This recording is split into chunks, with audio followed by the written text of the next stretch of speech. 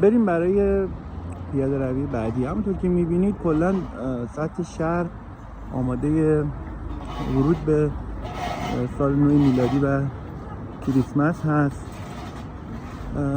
اینجا تبلیغات مختلفی رو مشاهده میکنید و از جیم گرفته تا چیزهای دیگه. کارگران عزیزم که مسئول کارن اینجا کلا سازندگی ادامه داره، هر روز چیزای جدیدی، فعالیت‌های جدیدی انجام میشه برای ساختن این شهر و این کشور که بسیار قابل تقدیر هست. برای باز ببینید اونجا یک ساختمانی هستش که به سمت در واقع با کریسمس تزیین شده، با اتوبوس.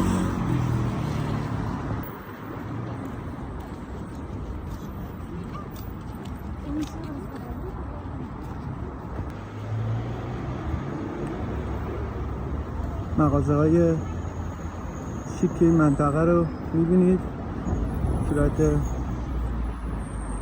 پاساژ هم هستن در چند طبقه.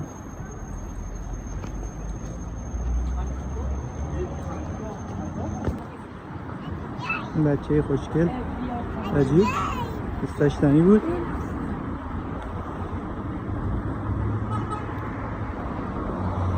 خب واقعا دوستان تاجیکستان الان در حال پیشرفت واقعا به کشور مدرنی داره تبدیل میشه و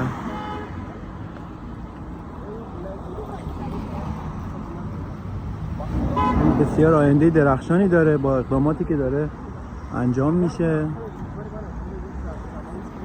ما شاهد خواهیم بود که تاجیکستان احتمالاً در سالهای آینده به یکی از قطب‌های گردشگری منطقه و دنیا شاید تبدیل بشه، چون واقعاً چراغ سبز شد ما بریم،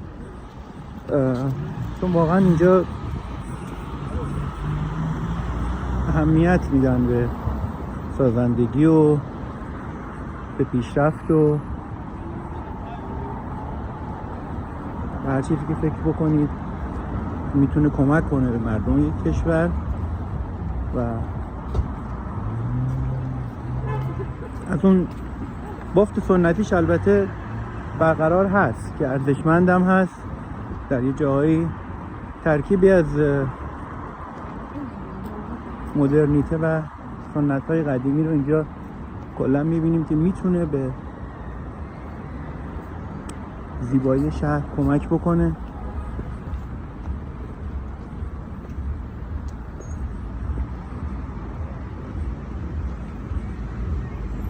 بعد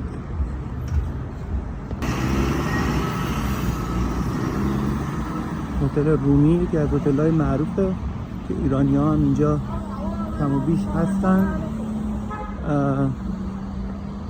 و یک رستوران ترکی معروف هم اینجا هست به نام سلطان بی. همونطور که ملاحظه میکنید مشتریان زیادی داره، هم از ترک زبانان عزیز و تاجیک ها، ایرانی ها و چینی ها و کلا اقوام مختلف که شبها خب پره اکثرا. یکم میریم جلوتر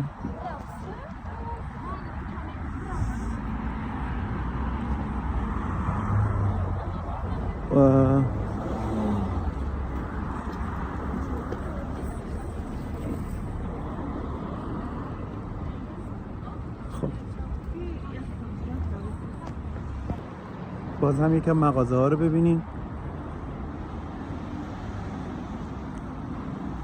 داروخونه اینجا زیاد هست، کلا پوشاک زیاد هست، مراکز آموزشی دایر هست. خب چراغ سبز شد، بازم با شما همراه هستیم. نگاهی به اون طرف بندازیم. بیلبوردهای تبلیغاتی برای در واقع ساختمان هایی که به فروش میرسن در سطح شهر هست و میشه باشون تماس گرفت و قیمت ها رو جویا شد.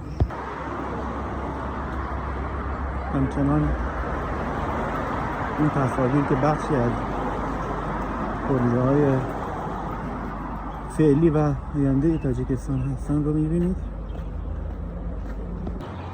بخش دیگه ای از پاساژ ها و مغازه ها رو اینجا ملاحظه میکنید.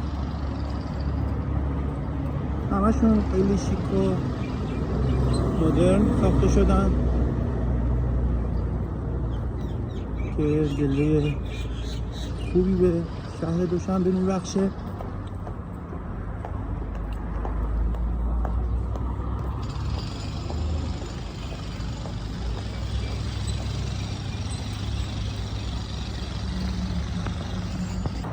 یه بیلبورد تبلیغاتی دیگه از تیم پاریس سن ژرمن رو اینجا میبینید.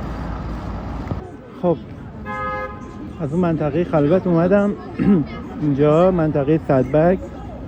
تو اکثر تقاطع‌های اینجا این مسیرهای زیرزمینی تعبیه شده که بتونن مردم راحت به اون سمت خیابون برن و اینجا خب یه بازاری هم درست شده که با هم میبینیم فضای اینجا به نحو احسن استفاده شده. فروشگاه‌های زیادی همین زیر زمین هست، از کفش و کتاب و اسباب بازی تا موبایل و چتر و هرچی که بخواید اینجا میبینید. هم امنیت مردم برقرار هست، هم به هر حال یه کار تجاری اینجا انجام شده. حواسم نبود فکر کنم دستم رو زوم بود تصویرها جلو اومدیم این ور صدبرگ.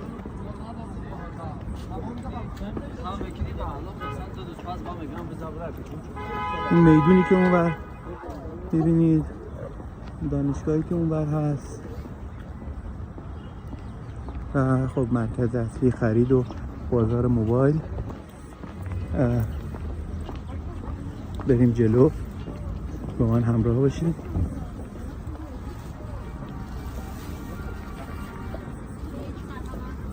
اینجا همراه اول هفته از نوع تاجیکیش. اون شرکت های مخابراتی که میبینید هیسل شاید یکی از معروف ترین ها باشه، استفاده میشه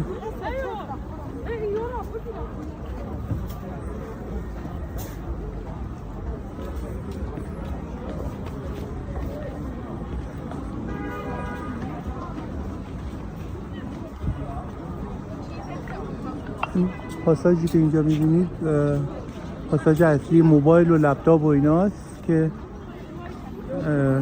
بعد یه روز کامل میریم داخلش. حالا من یه بخشیشو بهتون نشون میدم ببینید.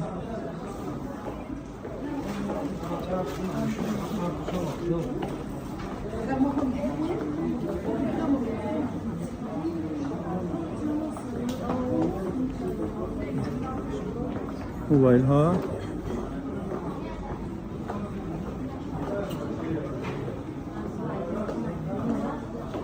شلوغ هم هست داخلش اکثرا.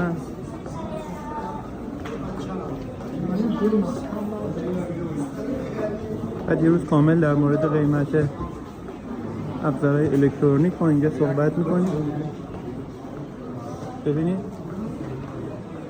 که چشم کار میکنه موبایل و ابزارات تکنولوژی هست، خیلی هم بزرگ.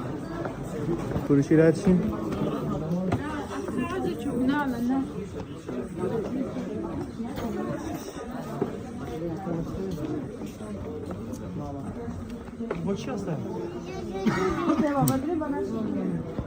خب اومدم بیرون که این بخش رو با فضای بیرونی به اتمام برسونم. تاجیکستان کشوریه که در آینده بسیار بیشتر ازش خواهید شنید و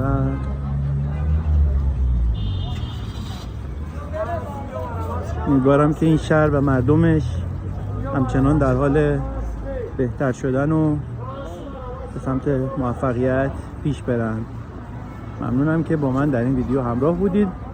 اگر این نوع ویدیوها رو دوست دارید لطفاً سابسکرایب بکنید و حمایت کنید، چون من تا حالا نگفتم و بازدیدای کانال ما خوبه اما سابسکرایبرها بسیار پایین هستن. اگر